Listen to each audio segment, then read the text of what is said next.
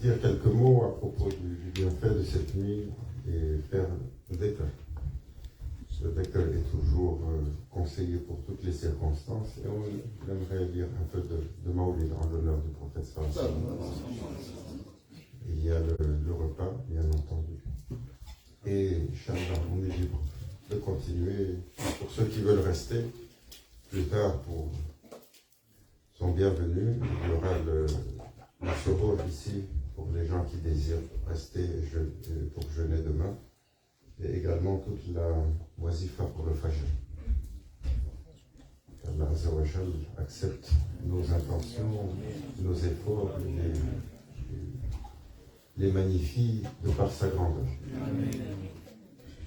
Allah, Allah, Allah, Allah, Allah, Allah, Aziz Allah, Allah, Allah, Allah, Allah, Allah, Allah, Karim Allah, Allah, Allah, Allah, Allah,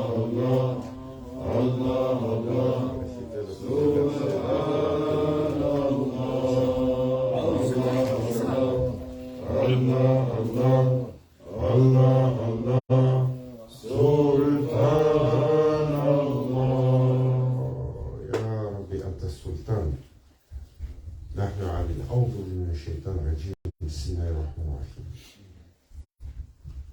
Alhamdulillah wa shukran lillah, la ilaha illallah wa lahu akbar, wa la hawla wa la quwwata illa billahi al-aliyyil azim. Tasur madadi ya rijal Allah, atir Allah, atir Rasul, wa ulil amri minkum. Louange à Allah, Azza wa Jal, qui nous a honorés d'une telle assemblée. L'assemblée de Ahl al-Dhakirin, les gens désireux de se souvenir de leur Seigneur. L'assemblée comme un bouquet, le bouquet de la Ummah du prophète sallallahu alayhi wa sallam. Tellement de visages, tellement de gens d'origines différentes. Nos aînés, nos enfants, nos sages et nos savants, et la bénédiction de ceux qui nous ont guidés, nos machères, que nous demandons que leur regard et leur bienveillance nous soient accordés, afin que nous puissions bénéficier de la brise de cette nuit, la brise qui descend sur cette nuit. Sayyidina Muhammad alayhi salatu wassalam, à propos de Isra al-Miraj, a dit, comme il a été rapporté par Sayyidina Abu Huraira et Sayyidina Salman Farisi, radiallahu anhu arda, il y a une journée et une nuit durant le mois de Rajab. Celui qui jeûne cette journée et qu'il veille cette nuit, comme s'il a jeûné 100 ans, comme s'il a veillé 100 ans. Et cette nuit et cette journée est à propos de Isra al-Miraj, un événement si glorieux, un événement si important, un événement si notoire que Allah Azza wa Jal, pour le décrire, il commence par se louanger lui-même et accorder littéralement une sourate qui est dédiée, dont le nom est dédié à cet événement qui va changer à la fois le cours de l'islam, qui va changer le rituel des musulmans, qui va changer la conception des compagnons à propos de leur Seigneur et à propos de leur prophète.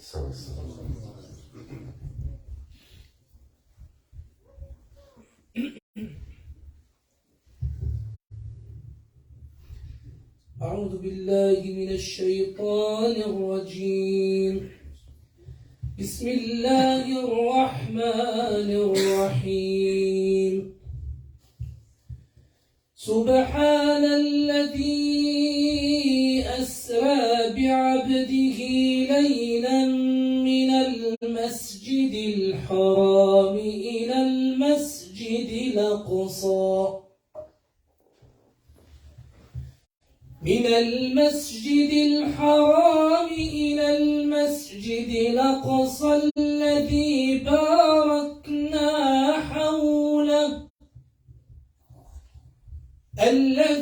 باركنا حوله لنريه من آياتنا إنه هو السميع البصير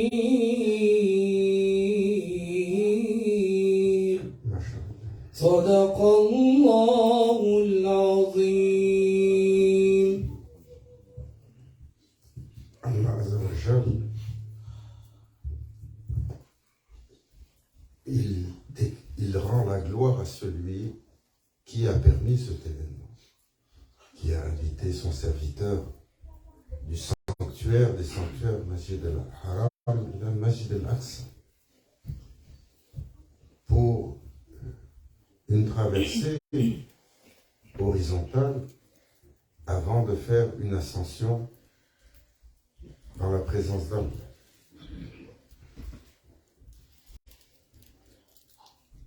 Le prophète sallallahu alayhi wa sallam a été préparé toute une vie pour cela.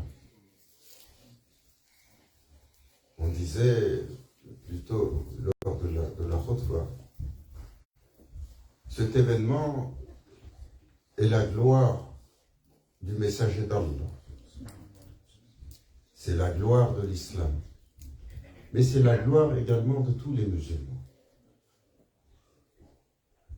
Car le prophète sallallahu alayhi wa sallam n'a pas de son Seigneur eu une faveur sans qu'il ne la demande pour sa umma. Il n'a pas eu un bienfait sans qu'il ne demande pour sa umma. Il n'a pas été protégé d'un mal sans qu'il ne demande que sa umma soit protégée de ce mal. Il n'a pas eu un instant sans qu'il ne soit préoccupé pour cette umma. À chaque fois que son Seigneur lui accordait, le prophète sallallahu alayhi wa sallam demandait ummati, ummati wa ummati, ya Rabbi, et ma nation. Il a été élevé, il a été honoré. Allah Azza wa Jal l'a invité à visiter les cieux, à visiter les terres, à visiter l'intégralité du paradis, à visiter même l'enfer. Il a été soumis à l'épreuve. Il est arrivé dans une proximité au-delà de la limite du sanctuaire absolu de toutes les créatures lorsqu'il est arrivé à Sidrat al-Muntaha. Sayyidina Jibril alayhi salam lui a dit, ici est la limite des créatures. Au-delà de cette limite ne peut exister aucune créature. Pour ceux qui disent, il est juste comme nous. Il est juste comme nous, comme disent les dames, les vieilles dames chez nous. Il ne peut pas être comme nous. Celui dont le nom est chanté depuis 15 siècles, jour et nuit, entre l'Est et l'Ouest. Il ne peut pas être comme nous. Celui que Allah a choisi et à propos duquel il a dit وَرَفَعَنَا لَكَ ذِكْرَكَ. Nous avons exalté la mention de ton nom.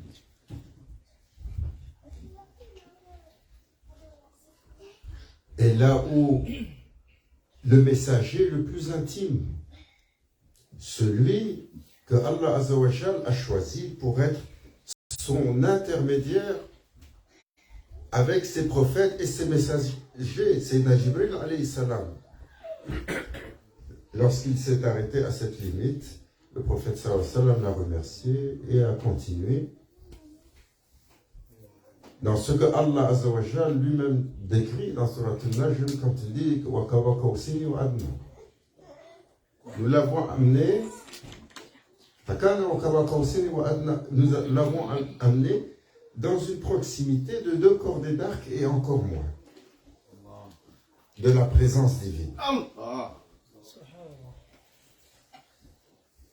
Il ne peut pas être comme les autres, celui qui est allé au-delà de la limite des créatures. Il ne peut pas être comme les autres, celui que Allah Azza wa Jal a demandé que son nom soit écrit sur l'arche à côté du nom d'Allah. Lorsque le Kalam il a écrit La ilaha illallah Muhammad Rasulullah.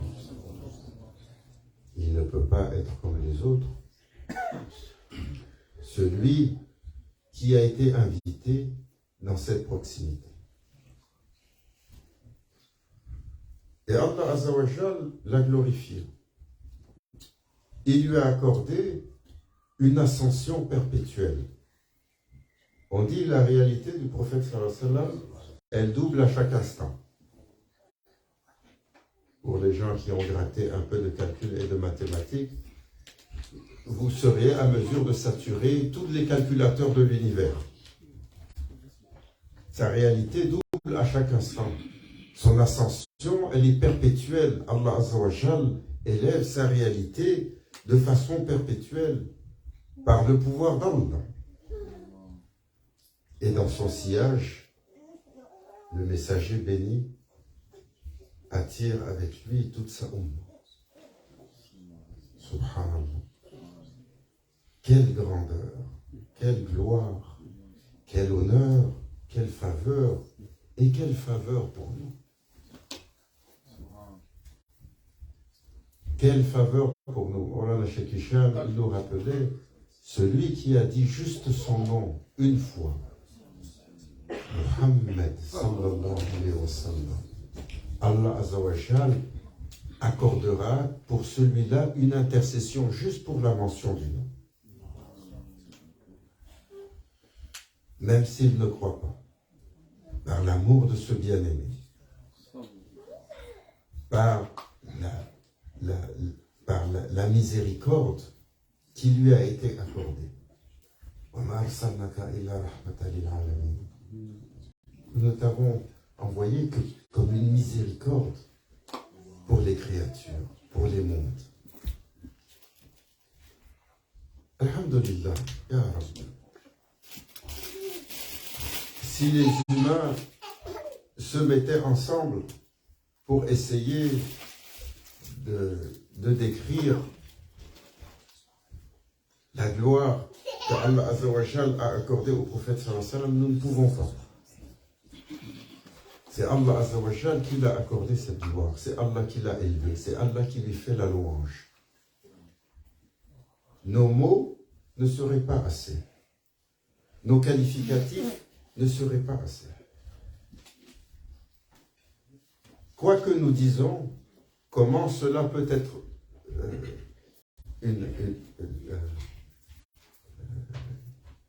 comment cela peut être même la senteur de la première lettre des océans que Allah Azza wa Jal a déversé sur lui avec juste une salutation.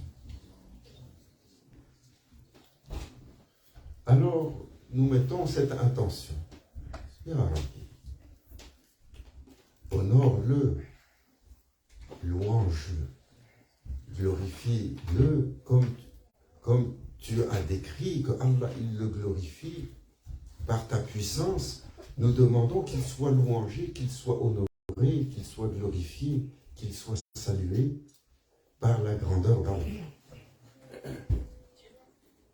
Nous demandons que nous soit accordé dans nos cœurs un amour évident, un amour certain pour nous, un amour sincère, un amour qui nous détourne de toute autre chose excepté son regard. Ya Rabbi. Et comme les qualificatifs de cette nuit les humains ne sont pas qualifiés pour décrire le prophète sallallahu alayhi wa sallam. Comme il a dit Imam Boussaïri. À part ce que l'erreur qu'ont fait les chrétiens dans ce qu'ils ont dit de lui, dites tout ce que vous voulez, ce ne sera jamais assez. Cette nuit est à propos de son invitation. Cette nuit est à propos d'un événement, Isra wal-Mi'raj, qui nous a été décrit comme on décrit le paradis aux Bédouins du désert. Allah Azza wa Jal, comment il a décrit le paradis? Les vallées luxuriantes, pour des gens qui ont connu le désert. Des rivières de miel et de vin, des rivières de lait, pour des gens qui n'ont jamais connu plus qu'une poignée remplie d'eau. Des palais de cristaux et de perles, pour des gens qui ont eu des habitations, des chaumières et des habitations modestes, sorties de la terre. Des mets succulents aux saveurs infinies. Allah Azza wa Jal décrit le paradis avec quoi? Avec nos sens primaires. Parce que nous ne pouvons pas comprendre une réalité, nous ne pouvons pas comprendre avec ces éléments-là une autre réalité. C'est pour ça quand il est questionné Maulana Cheikh sur la corporalité, parce que Allah Azza wa Jal, il va éteindre toutes les choses, y compris les âmes, il va les endormir. Et quand il va raviver les créatures, les âmes vont reprendre forme, mais les âmes ont besoin d'un corps. Allah Azza wa Jal les a manifestés ici-bas dans un corps. Et pour la Akhira, il va les manifester également dans un corps céleste. Un corps céleste. Et quand ils ont demandé à Maulana Cheikh, mais quel est le rapport de ce corps avec ce corps? Il a dit, c'est juste une métaphore. Pour dire que viendra un vêtement qui va rentrer en symbiose avec cette âme, mais qui n'a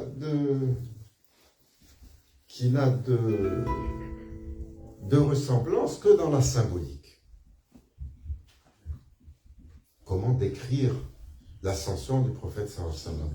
Comment décrire une épopée à travers les paradis, à travers les mondes, à travers les réalités des cieux? Comment décrire ce voyage qu'il a amené aux limites de toutes les créatures et rentrer dans une proximité? Dans une proximité qu'aucun qualificatif, qu'aucun terme ne peut décrire. Allah Azza wa Jal alors l'a décrit, cette proximité intime de deux cordées d'arc et moi. Qu'Allah Azza wa Jal nous illumine de par la lumière de cette nuit, nous pardonne de par la générosité de cette nuit, nous protège et protège nos enfants de par le matériau qui a été descendu sur cette nuit. Ya Rabbi. Nous sommes de faibles serviteurs, manifestés dans un temps étrange, dans un temps difficile. Nous nous levons sur le iman, nous ne sommes pas sûrs de nous coucher sur le iman. Nous nous couchons sur le iman, nous ne sommes pas sûrs de nous lever sur le iman, comme le prophète sallallahu alayhi wa sallam a décrit. Nous sommes inquiets pour notre foi. Nous sommes inquiets pour celle de nos enfants. Nous sommes inquiets pour chaque jour qui suit, qui devient 10 fois plus difficile que celui de la veille. Le secours, il vient dans lui. Ya Rabbi, par la gloire de cette nuit et la bénédiction de cette nuit, accorde-nous la protection divine. Accorde-nous l'intercession du prophète sallallahu alayhi wa sallam. Accorde pour cette Ummah qui est tellement en difficulté, un balsame, un baume céleste pour apaiser nos peines, pour apaiser nos peurs, pour apaiser nos souffrances, pour apaiser nos soifs, Ya Rabbi, pour tous ceux et celles qui sont les opprimés, les du'afa, les faibles de ce monde, ceux qui ont été tyrannisés par toutes les choses de ce monde, Ya Rabbi, qu'une brise d'allègement vienne pour tous ceux et celles dans la difficulté, dans la tourmente. Tellement aujourd'hui, parmi les créatures, le monde musulman brûle de par la guerre. Les difficultés l'accablent.